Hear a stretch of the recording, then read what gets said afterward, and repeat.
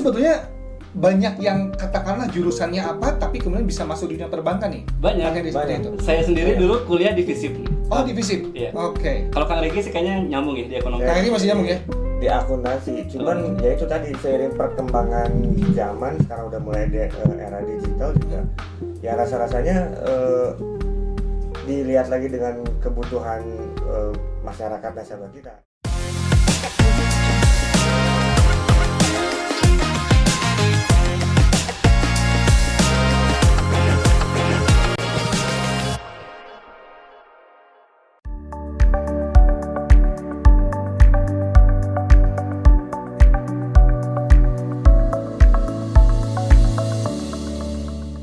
Baik, selamat siang semuanya. Di hadapan saya kali ini ada dua profesional di bidang industri perbankan dari Bank Syariah Indonesia. Yang pertama adalah Kang Riki sebagai Brand Manager dari BSI ya, KCP Bandung UPI.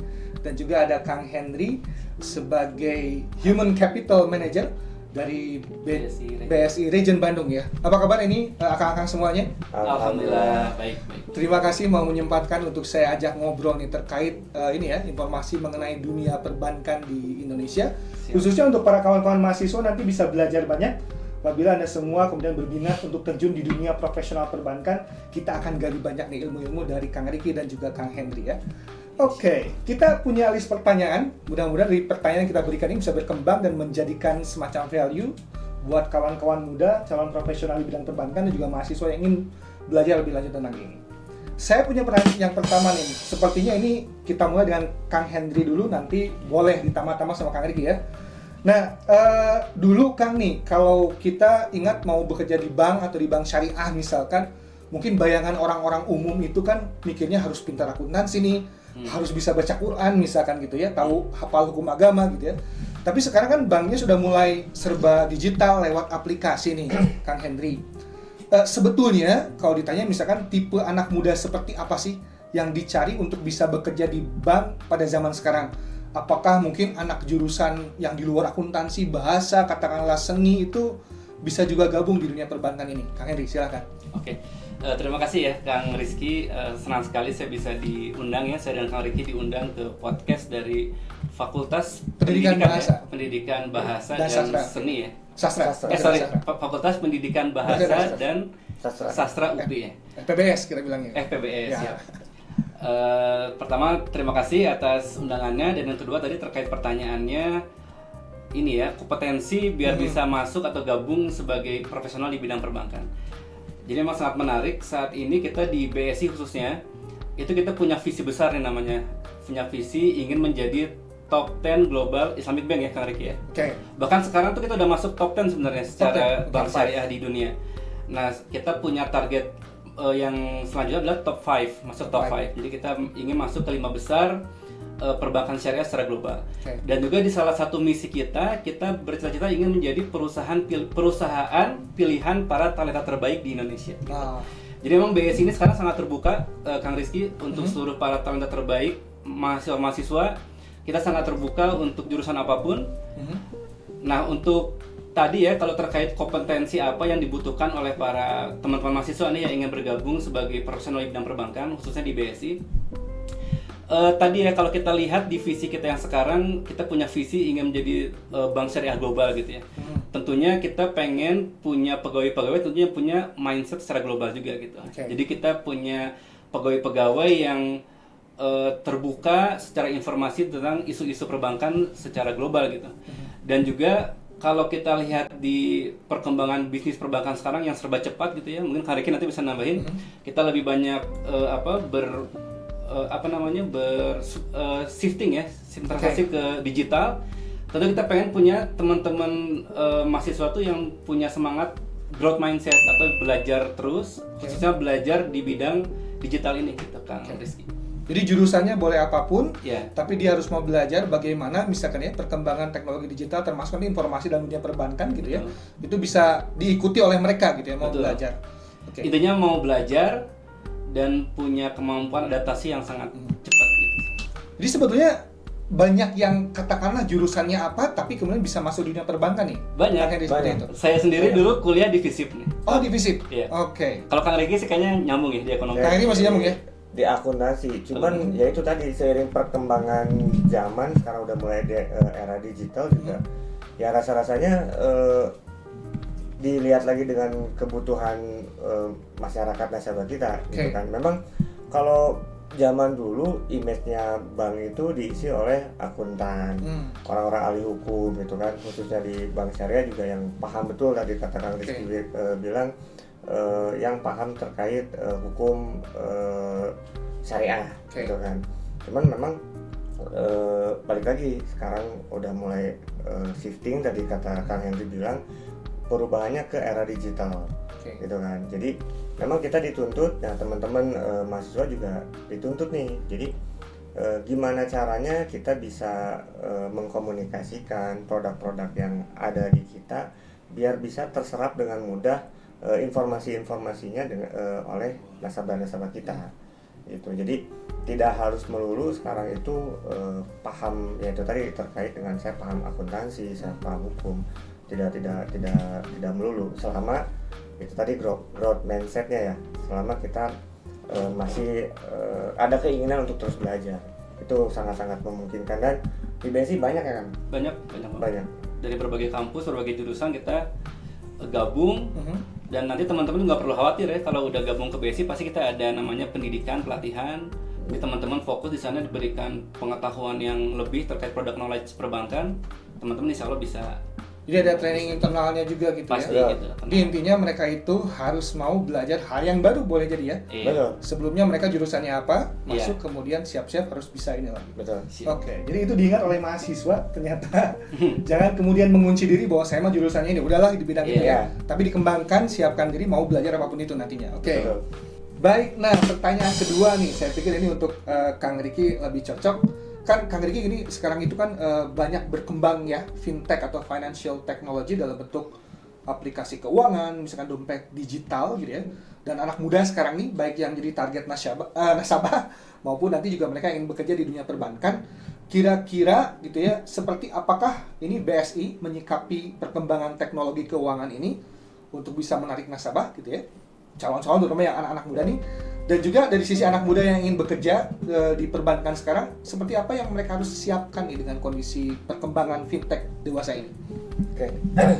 Ya memang untuk nasabah-nasabah kita juga banyak dari milenial kan, khususnya di UPI sendiri, mahasiswa juga banyak yang sudah berbank dengan kami gitu ya. Kebanyakan dari mereka memang ingin bertransaksi itu serba instan, semua dalam satu genggaman gitu kan. Dan alhamdulillah BSI terus berkembang gitu kan, aplikasi kami itu Beyond. Nah kita sudah mengupdate terus tuh kan, sesuai ya itu tadi kebutuhan nasabahnya, dimana dengan aplikasi yang kita gunakan itu alhamdulillah bisa menjaring ekosistem baik itu dari segi transaksinya gitu kan, baik itu dari segi finansial, kebutuhan buat investasi, dan bahkan kita kebutuhan spiritual, karena tagline kita itu kan menjadi sahabat finansial, sosial dan spiritual. Dan alhamdulillah di aplikasi Beyond kita itu semua ada kan. Beyond namanya ya? Namanya Beyond, betul. Mahasiswa pengen bertransaksi, bayar menggunakan kris dan lain-lain, itu kita sudah ada di sana. Mahasiswa pengen belajar menginvestasikan, kita ada namanya produk emas kan, tabungan emas gitu kan. Jadi mahasiswa yang pendapatannya mulai dari 50.000 itu kita udah bisa beli emas.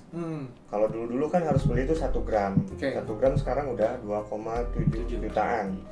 Nah, agak susah tuh buat ngumpulin. Kalau misalkan nanti ketika kita ngumpulin udah ada 2,7, harganya jadi 3 juta, ngumpulin lagi. Nah, kita bisa memfasilitasi itu. Jadi belajar untuk investasi mulai dari 50.000 udah bisa beli emas. Itu yang terakhir juga termasuk yang sahabat spiritual. Jadi alhamdulillah kita aplikasi kita sudah dilengkapi dengan lokasi masjid terdekat. Jadi ketika kita di luar negeri pun itu udah bisa terintegrasi masjid-masjid yang terdekat di mana gitu kan, arah kiblat sama dengan notifikasi azan gitu ya, itu udah. Ini satu yang membedakan fitur yang ada di aplikasi BSI yang Beyond ini. Betul. Dibandingkan yang lainnya ya. Dibandingkan yang lain. Betul. Tadi sosialnya juga tadi kita ada pembayaran zakat di swap itu bisa di aplikasi. Nah, yang paling menarik adalah biasanya aplikasi kita setelah apapun transaksinya biasanya kita diselipkan dengan infak. Oke. Gitu, mau berapa infak? Dari mulai 1.000 atau sampai dengan unlimited nasabahnya. Kemudahan infak secara digital ya, Kang Riki ya? Betul. Oke, menarik ini ya. Nah, kalau untuk calon pekerjanya sendiri menyikapi bahwa sekarang itu dunianya digital seperti ini, pada saat mereka ingin terjun ke dunia perbankan, sebetulnya persiapan apa nih?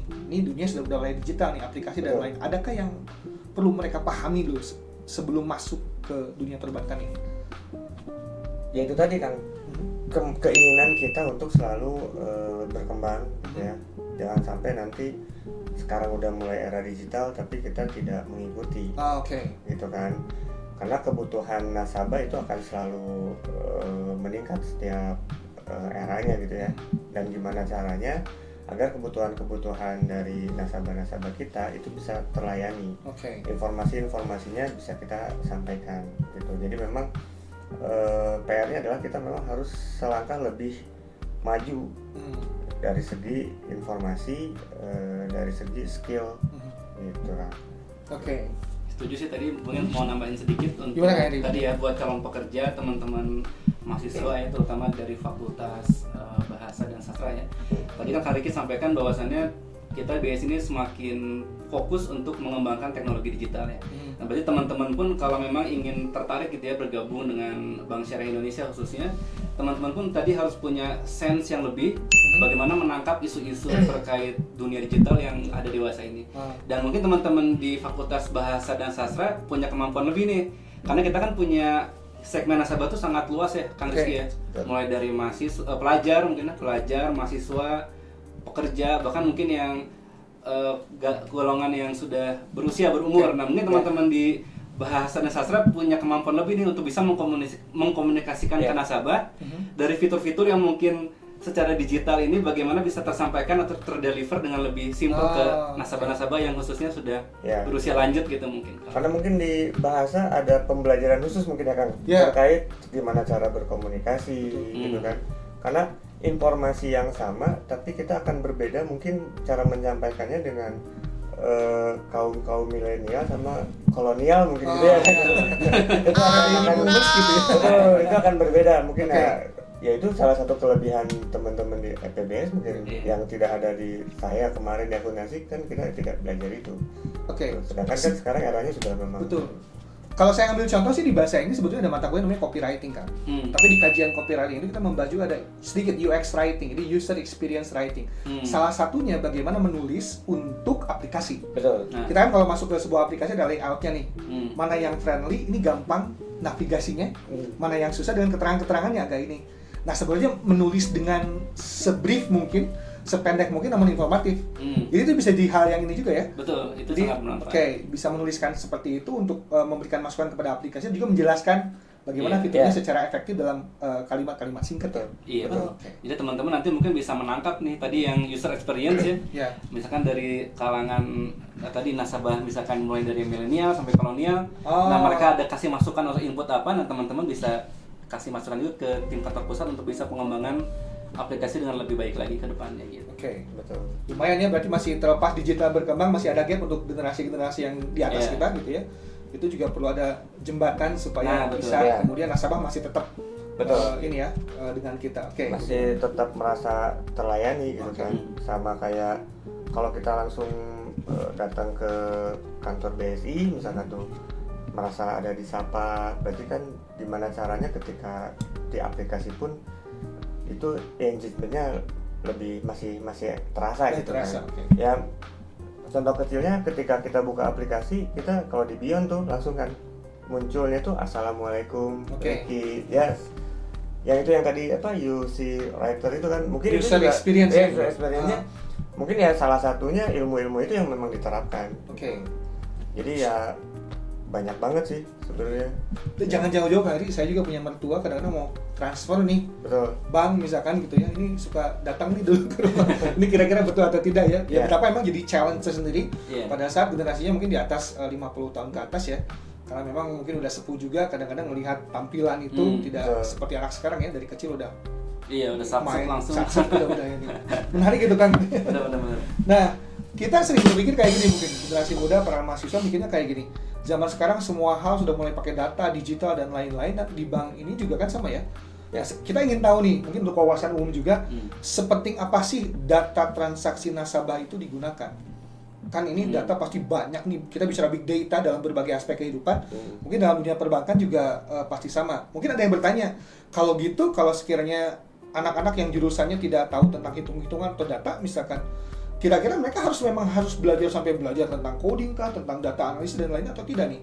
Sejauh mana mereka harus bisa tahu itu mungkin? Boleh Kang Hendy atau Kang Riki dulu nih? Boleh.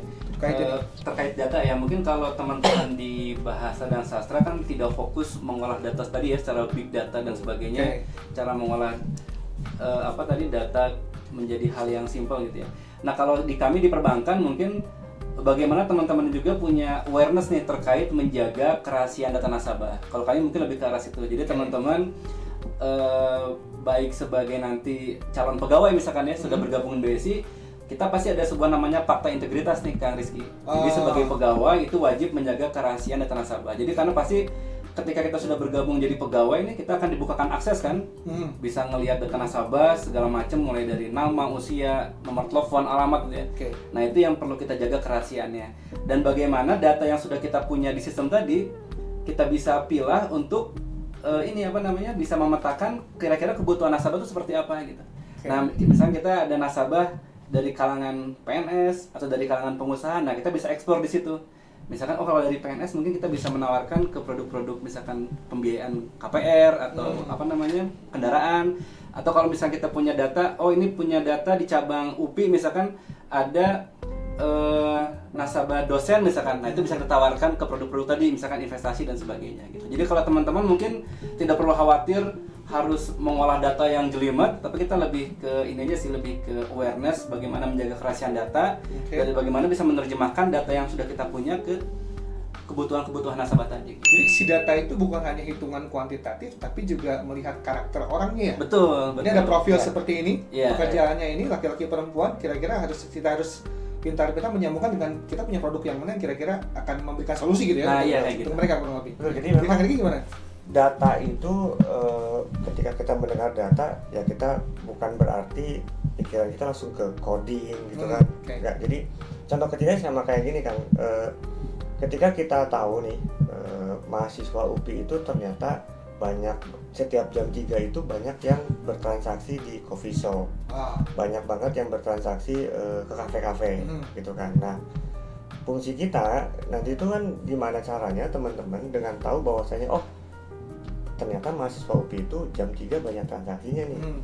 Jadi tugasnya adalah kita itu gimana caranya menganalisa dari data yang ada, itu bisa membuat sesuatu promo-promo yang menarik terkait produk-produk kita nanti, biar bisa disampaikan ke nasabah-nasabah yang memang secara karakternya kita sudah tahu. Itu kurang lebih kan mungkin terkait data. Yang misalkan saya bukan ahlinya nih di bidang data, bukan maksudnya berarti harus ahli coding, tidak sih, tapi cara kita gimana menganalisa yang tadi Akang bilang, kalau misalkan profesinya ABC itu kecenderungannya seperti apa nih. Nah itu yang membuat challenge-nya gimana caranya kita mempromosikan, mengkomunikasikan biar produk kita itu bisa masuk ke A, bisa masuk ke B, bisa masuk ke C. Itu kan. Saya tertarik dengan tadi Kang, misalkan ada kebiasaan ngopi nih beres kuliah misalkan jam 3. Betul. Sambil ngerjain tugas atau kerja kelompok dan nongkrong di kafe nih misalkan jam 3. Itu kalau menurut sudut pandang Kang Riki misalkan bisa nyambung dengan apa nih? Kalau di BSI nantinya dengan karakter mahasiswa seperti itu. Media promosi mungkin bisa kan? Kita bisa masuk media promosi di jam-jam rame gitu kan. Akan beda rasanya kita mempromosikan di jam 7, 8 dengan yang jam-jam rame gitu. Buat kita sih ngebangun engagementnya akan lebih masuk sih. Pas mengetahui mereka lagi koneksi ke internetnya jam-jam segitu lagi betul-betul kencang, kita coba masuk nih. Jadi kalau digital marketingnya kita muncul di sana gitu ya. Betul. Di jam tertentu. Oke. Menarik ya. Jadi customer behavior ya. Oh, Bisa mencoba membayangkan itu supaya kita bisa customize nanti gitu ya. Urusan untuk mengiklan dan juga termasuk produk-produk yang ditawarkan. Betul. Jadi produk kita apa? Kita mau menawarkan satu produk. Ini kita mau ke komunitas pengajian, mau ke komunitas mahasiswa mungkin ya, teman-teman mahasiswa. Atau komunitas ibu-ibu arisan, produknya sama kan, tapi kan kita harus tahu dulu nih dari data-data ini kecenderungannya gimana, ini kecenderungannya gimana, dan itu kan akan berpengaruh cara kita untuk mempresentasikan produk-produk kita. Gitu. Oke, menarik. Pertanyaan selanjutnya nih, mungkin Kang Riki dulu ya. Kan ini kalau dulu ke bank secara fisik kita datang nih, pertama kali disambut oleh satpam nih, di assalamualaikum, salam dan lain-lain. Kemudian juga masuk ke customer service. Sekarang kan sudah mulai banyak yang pindah ke layar HP ya kan? Nah, gimana caranya Bank Syariah Indonesia BSI ini bisa tetap terasa ramah? Tadi ada bocoran sedikit ya, aplikasi terasa ramah, peduli dan juga jujur amanah, padahal cuma lewat aplikasi digital. Supaya trustnya dapat itu mungkin tadi udah ada bocoran sedikit ya. Coba dengan ada pas pertama masuk ada ini. Selain itu ada tidak kan? Disapa salam gitu kan. Jadi ya itu tadi sih Kang, memang gimana caranya produk mobile banking kita itu memang jadi satu untuk semua lah gitu kan. Satu aplikasi, satu genggaman untuk semua transaksi gitu kan. Ya insya Allah sih cara berkomunikasinya ya itu tadi kan, mungkin ada tim-tim kita yang mungkin ahli-ahli yang tadi Kang Rizky sampaikan juga kan, gimana caranya membentuk engagement. Ada juga kita tuh di situ menu Aisyah kalau nggak salah kan ya. Aisyah itu asisten virtual kita. Jadi kalau misalkan kita dirasa sulit untuk fitur-fitur tersebut, tapi sih insya Allah fitur-fitur kita user friendly gitu ya. Itu bisa chat langsung dengan Aisyahnya gitu. Dan ya yang tadi saya bilang sih Kang, aplikasi kita itu ada mengkomunikasikan 3 tadi ya, sahabat finansial, sahabat sosial, dan sahabat spiritual. Insya Allah di sana satu aplikasi untuk semua nih. Kayak gitu. Kalau boleh tahu nih, kira-kira di aplikasi itu ada produk unggulan nggak sih di antara beberapa yang ditawarkan selama ini yang menjadi unggulannya, mungkin dari Kang Henry atau dari Kang Riki boleh, yang unggulannya yang muncul di BSI Beyond tadi ya? Betul. Beyond application. Apa sih Kang? Kira-kira? Mungkin kalau boleh saya sedikit ini yang menanggapi. Kalau terkait produk unggulan, nah saat ini kan kita di BSI itu udah punya 2 license nih kan. Kita tuh sebagai bank syariah dan juga sebagai bank emas atau bullion bank. Nah jadi tentu yang jadi produk unggulan kita adalah yang pertama terkait tabungan emas nih. Tadi bagaimana kita mengedukasi nasabah sejak dini melakukan investasi ke produk-produk yang sesuai syariah, dan juga bisa kita mulai dengan nominal yang ringan gitu. Tadi kalau kata Kang Riki kan kita cukup dengan 50.000 ya. Udah bisa mulai investasi emasnya yang di depan ini kan emas. Nah ini teman-teman, ini ada gambaran. Kalau udah punya tabungan emas, udah nabung di Beyond, nanti ketika sudah mencapai berapa gram kan? 2 gram. 2 gram. Minimal 2 gram udah bisa bisa bantu dicetak di BSI. Nanti kita ada namanya produk BSI Gold. Itu nanti teman-teman bisa langsung cetak di situ. Yang pertama itu ya, kalau kita karena tadi sudah punya license sebagai bullion bank atau bank emas, kita punya produk tabungan emas di Beyond, bisa cicil emas pun sudah bisa, dan kedepannya juga nanti akan dikembangkan gadai emas secara digital, itu masih dalam pengembangan. Nah yang kedua tadi terkait ini ya, yang membedakan kita BSI dengan bank lainnya, karena kita sebagai bank syariah tadi, kita sebagai sahabat spiritual, kita mengembangkan fitur-fitur Islami yang nggak ada di mobile banking bank lain gitu. Jadi kayak terkait tadi lokasi masjid terdekat, arah kiblat, kemudian juga fitur-fitur tausiah Islami gitu ya, dan juga terkait tabungan haji haji. Nah betul, tabungan haji dan juga Jiswaf, finance Jiswaf. Nah itu mungkin yang bisa membedakan kita atau menjadi produk-produk unggulan kita dibandingkan kompetitor lainnya. Supaya kebuka nih, kenapa sih bedanya nabung emas dengan nabung rupiah nih Kang Riki? Nah boleh kan? Kira-kira kenapa emas gitu kan? Kenapa harus emas gitu ya? Kelebihannya apa kan? Buat kawan-kawan yang belum tahu ya. Jadi ya sebenarnya emas itu dia bisa menjaga inflasi kan. Di luar memang itu untuk investasi gitu kan. Jadi dulu tadi kita ngobrolin dengan haji ya Kang ya. ongkos naik haji itu setiap tahunnya dia akan selalu naik. Naik Gitu pastinya. kan? Betul. 2024 kurang lebih pelunasan itu masih 30 jutaan ya, kalau nggak salah. Hmm. 2025 itu naik 60 juta. Dalam setahun berarti naik sekitar Iya, hampir 20 karena gitu. kemarin dolar naik Dolar. juga kan dia ikut naik. Jadi banyak juga nasabah-nasabah haji kita yang ketika dia harus berangkat tahun ini kaget karena biasanya nabungnya kan ngikutin tahun kemarin berapa nih 30 juta, ya udah kita nabungnya 30 juta, pas mau berangkat naik misalkan jadi 40 juta, berarti kan harus ada dana yang ditambahkan. Terus kekurangannya itu Betul. tercover ya. Nah, syukur-syukur masih bisa kita usahakan. Kalau nggak bisa ya jatuhnya berarti kan harus mundur Betul. gitu. Nah, Mas bisa nahan itu kan, Oke. gitu. Contoh lainnya anak saya sekolah nih kan. Saya udah ngitung-ngitung ketika anak saya kelas 1 SD, itu saya udah nanya-nanya SMP berapa, Oke. gitu kan. SMP saya tanyakan, 30 juta. Oke, berarti saya ada waktu 6 tahun untuk nabung 30 juta. 30 juta tinggal dibagi 6 kurang lebih 500 ribuan gitu. Cuman konsepnya saya rubah. Ketika saya tahu 30 juta itu saya coba konversikan berapa waktu itu saya dapat emas. Gitu kan. Dulu dengan 30 juta harga masih 500 ribu per gram, saya dapat 60 gram kan. Oke. Ya kan? Ya udah saya beli emas, tapi karena saya tidak mampu untuk beli langsung, makanya saya menggunakan produk cicil emas. Jadi saya beli 60 gram, tapi saya cicil. Dengan target yang sama 60 gram gitu ya? Dengan target yang sama, dengan waktu yang kurang lebih sama, 5 tahun lah, karena kan 6 tahun saya kasih spare 5 tahun. Kurang lebih angsurannya pun sama. Kalau nabung saya 500 ribu, kalau ini kan 500 something lah, kurang lebih sama. Targetnya sama. Nah, alhamdulillah nih tahun ini anak saya udah SMP kan. SMP saya nanyakan lagi ke sekolah yang sama, berapa biaya masuk sekolah? 45 juta. Naik, ada ya? kenaikan di situ, Ya, 30 juta jadi 45 juta. Jadi kalau saya kemarin nabungnya rupiah, berarti harus ada yang saya tambahkan 15 jutaan kurang lebih ya. Tapi karena kemarin saya di emas, itu berarti saya punya 60 gram. Sekarang harga udah 2,7 kan. Tinggal dikali aja ya. Kali ya, berapa tuh naiknya tuh? Lebihnya lumayan. Nah, ya lebihnya itu bonus, tapi seminimal-minimalnya target saya untuk menyekolahkan anak saya itu masih ya tujuannya sama gitu kan. Dan saya tidak harus menambah. Gitulah kurang. Malah lebih ya. Malah lebih. Jadi berpikirnya jangan matematika dibagi rata kayak gitu ya.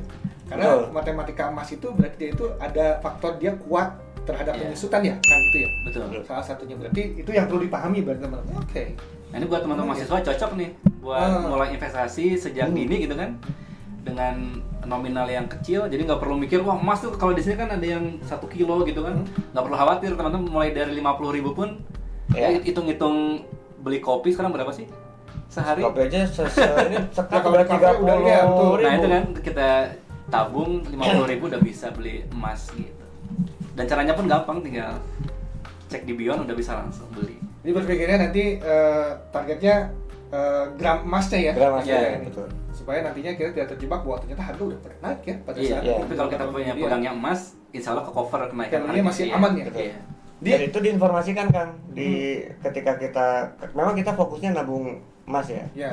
Tapi di aplikasi kita dia bisa menginformasikan tuh keuntungan Oh, iya, nilai kita, investasinya nilai ya. investasinya ada keuntungan berapa. Oke. Jadi misalkan ketika kita beli harga masih 2 juta, terus besok lusa harganya 2.500.000, itu keuntungan kita dari spreadnya berapa itu terinformasikan. Jadi ya buat teman-teman mahasiswa itu salah satu ya kita belajar berinvestasi ya bisa dari situ. Jadi literasi yang cukup dasar berarti ya masalah keuangan dan penyusutan nilai ya. Kan kita Betul. banyak dulu kalau rajin menabung pangkal kaya. Nah, sekarang itu menabung apa ya? Betul. Hati-hati karena kalau udah kena inflasi juga Nah, nggak jadi itu kaya ya. Oke. Ini salah satu hal yang menarik saya pikir yang perlu dipahami ya antara rupiah dengan emas ya, rekan-rekan. Oke, kalau kita kembali nih bicara masalah karir, kan salah satu ketakutan terbesar, ini masalah karir berarti ini kalau ada teman-teman misalkan mahasiswa yang udah mau lulus jadi profesional atau para profesional muda yang tertarik bekerja di bidang perbankan, misalkan nih udah lowongan di bank, misalkan di BSI nih, kan pasti ada ratusan atau ribuan pelamar gitu yang mengirimkan CV. Nah ini pertanyaannya supaya CV kita nggak langsung tiba-tiba disortir dan disisihkan, bisa dilirik sama HRD atau Human Capital Manager kalau Kang Henry bilang, rahasia apa nih Kang yang harus ada di dalam CV calon-calon profesional atau para mahasiswa yang mau lulus ini yang perlu ada di sana di CV-nya. Kang Henry dulu deh. Oke, Rizky. Jadi kalau boleh diinformasikan di sini kalau kita di BS itu ada dua jalur nih Kang. Kalau kita mau masuk sebagai pegawai BS ini, ada yang namanya jalur ODP ya, atau singkatan apa nih Kang? ODP. ODP itu Officer Development Program. Jadi ini memang ada program khusus buat para talenta terbaik. Nanti biasanya kita BSI akan masuk ke kampus-kampus terpilih untuk kita menjaring para mahasiswa yang punya keunggulan di bidang akademis gitu ya, dan juga mungkin di bidang organisasi. Nanti kita bisa pilih dan di sana nanti kita teman-teman akan diberikan satu pendidikan khusus sekitar 3 bulan. Itu nanti ketika sudah lulus teman-teman akan ditempatkan langsung di cabang-cabang sebagai seorang officer gitu. Nah, kelebihannya apa kalau ODP ini, nanti kita akan membuat semacam akademi untuk para pemimpin-pemimpin masa depan BSI gitu. Jadi nanti ditempatkan sebagai seorang branch manager gitu ya, sebagai seorang manajer yang ada di cabang di seluruh Indonesia. Kalau di institusi lain Akmil, Akpol gitu. Betul. Kayak kalau di militer namanya mungkin Akmil gitu ya. Jadi langsung lulus jadi perwira gitu. Nah, ada juga jalur yang namanya jalur pemagangan atau BIBIT. BIBIT itu singkatan dari belajar bekerja terpadu. Nah, teman-teman kalau mau gabung di BIBIT ini, nanti teman-teman akan ditempatkan sebagai frontliner.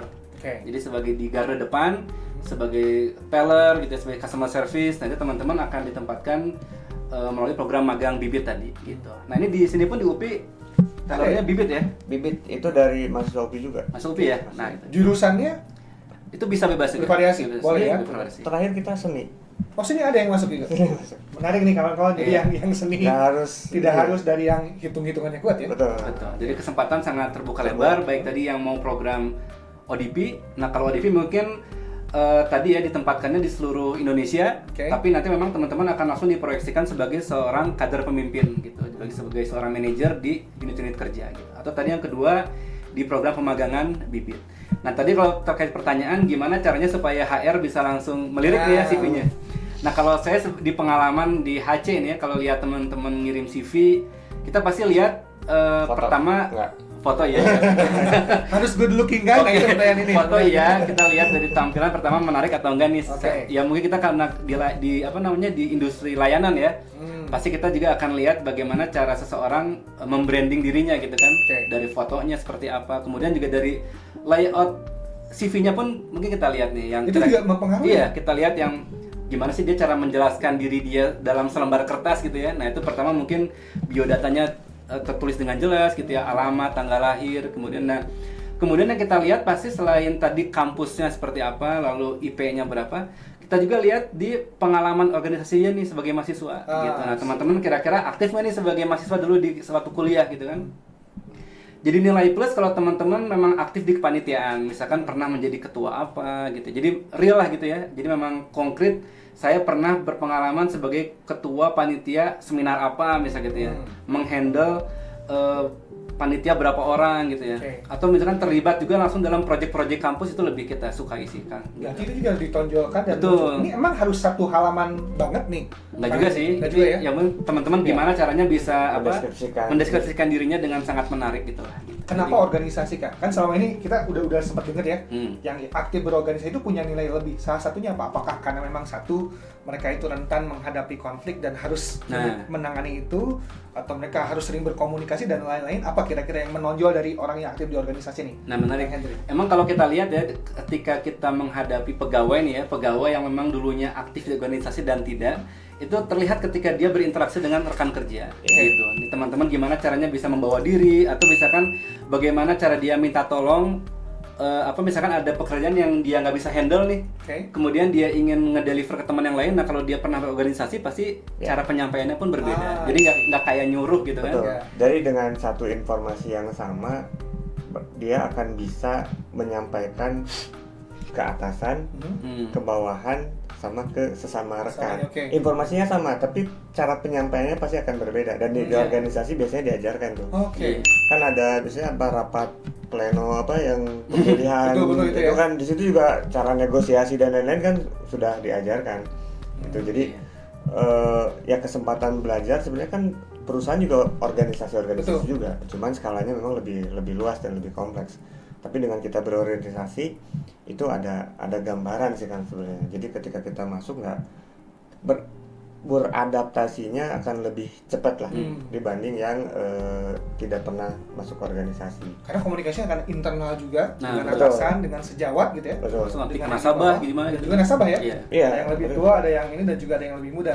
Betul. Berarti mereka tidak harus mulai dari nol lagi karena udah punya pengalaman. Iya. Dan itu modal ya kan, selain memang Oh, di jelas. kelas saja yang belajar teori dan juga praktek-praktek yang mungkin tidak terlalu melibatkan banyak orang. Betul. Betul. Dan di kelas rasa-rasanya kita nggak ada, kalau saya dulu nggak ada pembelajaran organisasi tuh. Ya betul. Karena kalau di kelas kan kita lebih searah ya, dengerin Searah. dosen. Betul, ya. Tapi kalau di organisasi kita kan ada interaksi langsung gitu ya. Memang interaksinya terbatas, paling juga kalau saya misalkan ngasih tugas kelompok, tapi kan kenal yang itu-itu juga ya. Ya. Betul. Jadi kalau di organisasi misalkan harus ngajuin proposal kemana, berkegiatan betul. dengan orang itu kan potensi Betul. konfliknya banyak dan dia bisa Melatih harus- PD juga kan, melatih Ya. PD gitu. Betul, itu yang memang menarik dari organisasi. Tuh, sama ini kan saya mau nambahin terkait CV gitu ya.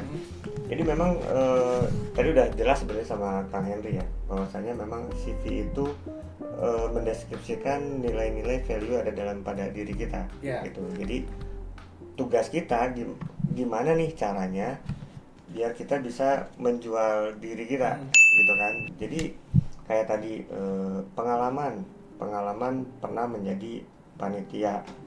Nah, jangan berhenti di situ tuh Kang. Jadi ketika dia menjadi panitia itu apa yang sudah dia hasilkan itu menjadi nilai juga. Oh, si anak ini ternyata udah bisa, misalkan dengan panitia dengan bermodalkan sekian juta dia bisa menggarap apa-apa juga ya nggak masalah di CV. Rasanya apalagi sekarang udah banyak banget tuh. Ini deskripsi tambahannya itu yang kira-kira Betul. detail esensial ya. Betul. Itu perlu disampaikan gitu. Perlu disampaikan. Ah. Dan terus yang keduanya kita harus fokus nih Kang. Misalkan ketika kita mau jadi teller, Oke. ya deskripsikan diri kita yang memang arah-arahnya nih, ini saya cocok buat jadi teller. Gitu. Jangan terlalu general kemana-mana. Oke. Ini yang relevan saja yang kita coba tarik Betul, gitu ya, misalnya ke betul. CV-nya. Oke. Jadi mungkin Kang Henry pun ketika baca kan butuhnya customer service nih, pasti kan akan mencari orang-orang yang dia kompeten.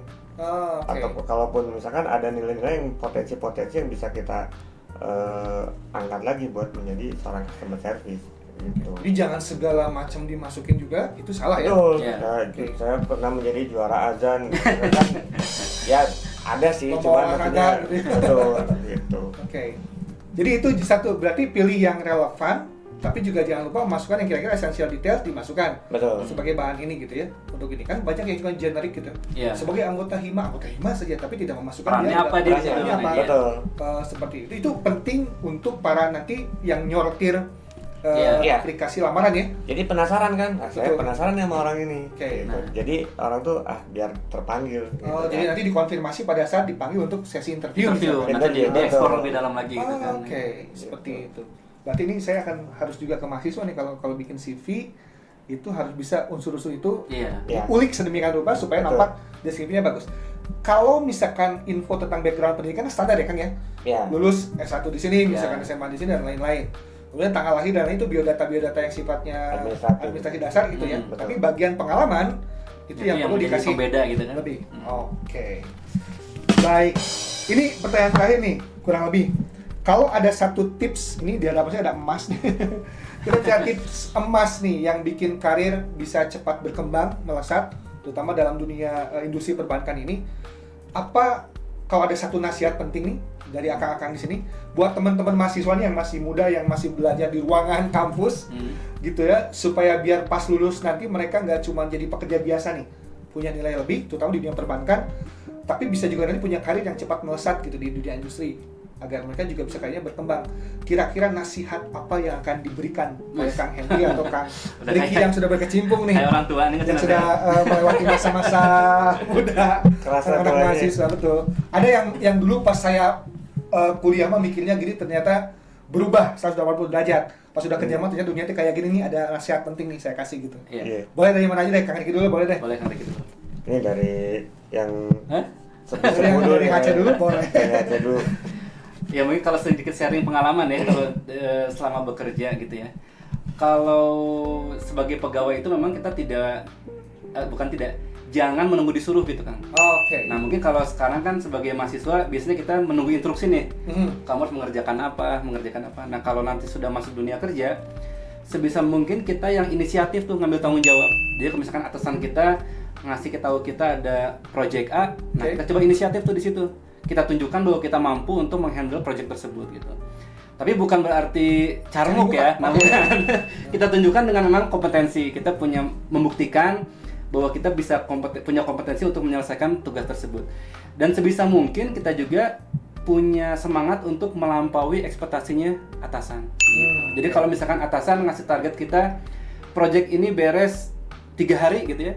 3 hari kecepatan. Misalkan 7 hari, nah seminggu, nah kita kasih bukti nih ke atasan 5 hari pun bisa kita selesaikan. Nah itu kayaknya yang saya alami selama bekerja tuh, itu memang hal-hal yang menjadi poin plus supaya kita bisa punya karir yang bagus. Jadi pertama kita berani ambil tanggung jawab, dan yang kedua kita juga punya semangat untuk bisa melampaui ekspektasi atasan. Nah kalau di bank mungkin kita juga punya semangat melampaui ekspektasi nasabah gitu. Jadi kalau nasabah misal nih nasabah ada keluhan nih, sesuai SLA kita mungkin keluhan misalkan diselesaikan dalam waktu 5 hari, sebisa mungkin kita dalam waktu 2 hari, 3 hari sudah bisa kita selesaikan. Jadi nasabah pun puas gitu dengan pelayanan yang kita berikan. Jadi tertarik Kang, saya ingin ini lebih dalam tentang inisiatif. Kadang-kadang kan ada orang yang ambil inisiatif tapi salah nih. Sebetulnya seberapa penting pada saat menjadi orang yang punya inisiatif itu bertanya misalkan. Kan kadang-kadang ada orang yang generasi sekarang ini kadang-kadang tidak terlalu ini ya. Nah itu betul. Kadang-kadang malu nanya, nggak mau itu. Seberapa penting sih pada saat kita ingin jadi orang yang punya inisiatif, tapi juga mengimbangi dengan kapan harus bertanya, kapan sebetulnya itu bisa dieksekusi nih langsung gitu inisiatif. Nah, kalau kita pertama masuk bekerja itu biasanya kita nanti akan diberikan seorang mentor nih Kang. Namanya mentor, atau kalau di kita biasanya namanya badis. Nah itu kita jangan ragu-ragu untuk bisa mengeksplor atau menggali ilmu dari si mentor itu. Jadi selama misalkan nanti teman-teman diberikan waktu OJA atau on job assessment selama sebulan misalkan di satu cabang tertentu, teman-teman jangan ragu untuk mengeksplor ilmu dari si mentor tadi. Jadi nanti ketika teman-teman sudah langsung on board sebagai di jabatan yang teman-teman nanti akan ditempatkan, teman-teman udah punya tadi bisa berani mengambil inisiatif karena merasa ya udah cukup lah ilmu yang diperoleh selama diberi mentor tadi gitu. Kan mulai bisa ngerasain ya, bahwa ini saya udah punya wawasan cukup, ini inisiatif ini kayaknya cocok. Betul. Karena sudah punya dasar wawasannya udah kuat gitu ya. Teman-teman bisa coba ukur diri lah kira-kira, ini kalau untuk peran ini saya bisa ambil. Nah itu teman-teman bisa coba ambil inisiatif di situ. Gitu. Jangan merasa takut untuk mencobanya ya. Iya. Oke. Dari Kang Riki kira-kira? Yang pasti integritas sih Kang. Apalagi kita di dunia perbankan gitu ya, layanan ya integritas, bahkan di perusahaan manapun ya memang integritas. Yang kedua ya berpikirlah kita seperti halnya kita owner, tapi bertindaklah secara profesionalitas gitu. Rasa memilikinya harus tinggi juga ya, owner itu berarti. Karena kan itu tadi gimana caranya biar perusahaan yang kita tempati ini bisa terus berkelanjutan, karena kan itu juga hidup kita ada di sana gitu kan ya.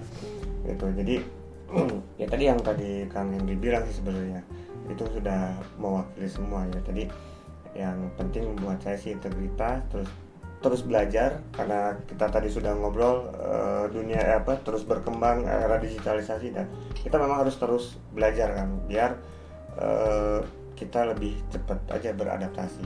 Jadi kita nggak kehilangan informasi nih dengan dunia yang baru, dengan informasi-informasi yang baru terkait dengan dunia, kalau kami di dunia perbankan mungkin ya, atau di dunia kerja nanti yang teman-teman mahasiswa mau masuki gitu. Jadi terus dieksplor terus. Tapi ada satu hal menarik dari jawaban Kang Hendy juga dari jawaban Kang Riki terkait retensi ya Kang. Kan generasi yang sekarang ini mungkin anak-anak muda yang nonton ini juga kadang-kadang orang berpikir saya mau kerja dulu di sini berjarak 2 tahun nanti mau cari pengalaman yang udah mau stuck di satu tempat kerja gitu. Di BSI sendiri apakah hal-hal seperti itu juga muncul misalkan dan menyikapinya seperti apa nih kalau Kang Riki dengan Kang Henry selama ini melihatnya? Nah kalau kita di BSI sendiri memang peluang karir sangat terbuka lebar nih Kang. Dulu saya sama Kang Ricky pun sama mengawali dari frontliner atau detailer dulu. Oke. Nah jadi detailer, tapi kita terus gitu ya, nggak cepat bosan ya. Iya. Terus mau belajar. Nah itu menarik gitu ya. ya. Dari Cepat bosan. kalau teller mungkin kan pekerjaannya rutinitas ya. Oke. Store tunai, tarik tunai. Tapi bagaimana selama kita bekerja di teller itu kita pun coba mengupgrade diri kita. Gitu. Ya. Jadi ketika nanti memang suatu saat atasan tuh melihat ada posisi yang dibutuhkan, nah kita bisa ambil di situ gitu. Misalkan dari teller nanti naik ke sebagai seorang marketing atau sebagai manajer operasional, nah itu bisa diambil di situ. Kalau kita memang terlihat punya semangat yang tinggi untuk terus belajar gitu. Jadi Gitu ya. jangan cepat bosan itu salah satu hal yang penting ya. Itu Fokus. salah satu cara cari muka kita di atasan ya gitu. Maksudnya Oh. dengan mengupgrade diri. Kami sama Kang. Dulu jadi teller gitu kan. Ketika jadi teller kan gimana caranya kita bisa jadi customer service, bisa jadi marketing. Jadi ketika ya salah satu contohnya ketika teman kita ada yang cuti atau sakit, kita bisa jadi backup. Oke. Dan maksudnya ketika kita jadi backup ya kita dirasa berhasil ya pasti pimpinan kita juga ngelihat nih. Jadi ketika suatu waktu ada Kebutuhan. kesempatan kosong gitu kan untuk rekrut apa namanya tuh misalkan promosi ya kita pasti akan diutamakan kesempatan itu dibanding narik dulu dari luar gitu seperti itu. Oke. Gitu. Dan kesempatannya akan semakin banyak lah gitu kalau kita senantiasa selalu mengupdate diri. Oke, menarik sekali ini. Pengennya sih ngobrol banyak banget ini. Yap. Kang Ricky, Kang Henry, terima kasih banyak ini sudah bersedia kemudian berbagi dengan kawan-kawan mahasiswa dengan calon profesional di bidang dunia perbankan. Tentunya ada hal-hal yang sifatnya tidak bisa dipelajari di textbook, tidak bisa dipelajari mungkin di ruang kelas yang terbatas ini oleh tembok kan gitu di kampus. Kalau kami dosen mungkin ngomong berbusa-busa masalah ABC teori juga ada beberapa praktek-praktek mungkin terbatas lingkarnya. Kalau dengan praktisi langsung kan setidaknya ada hal-hal yang lebih menarik gitu yang muncul dari lapangan. Mudah-mudahan ini bermanfaat buat para pemirsa semuanya, para mahasiswa dan generasi muda yang memang tertarik dengan dunia industri perbankan. Siap. Terima kasih atas waktunya. Sama-sama, Kang Ricky, mudah-mudahan Kang Henry. bermanfaat. Ya. Betul. Jadi buat ini teman-teman khususnya mahasiswa UPI karena kita juga BSI sebagai bank mitra dari UPI itu sendiri, jadi kita pun membuka tempat magang nih. Oke, Jadi ada peluang kesempatan ya Kang? ada peluang. Jadi kalau misalkan penasaran kayak kerja di bank seperti apa, gambarannya seperti apa, mangga nanti kita insya Allah kita fasilitasi. Oke. Jadi buat mahasiswa jurusannya mungkin boleh apa saja nih, bukan hanya yang sifatnya akuntansi atau ekonomi misalkan ya. Betul. Tapi bidang-bidang yang lainnya juga bisa nih, bisa dimanfaatkan nih, boleh datang langsung cari informasinya ke sini ya. Dekat ini di kampus, dekat gerbang utama. Jadi jangan khawatir gitu ya. Baik, terima kasih atas waktunya Kang Ricky, Kang Henry. Sampai bertemu di lain kesempatan ya. Insya Allah. Baik, saya Rizky dari podcast Goes Industry. Pamit undur diri, kita ketemu di episode berikutnya. Terima kasih semuanya.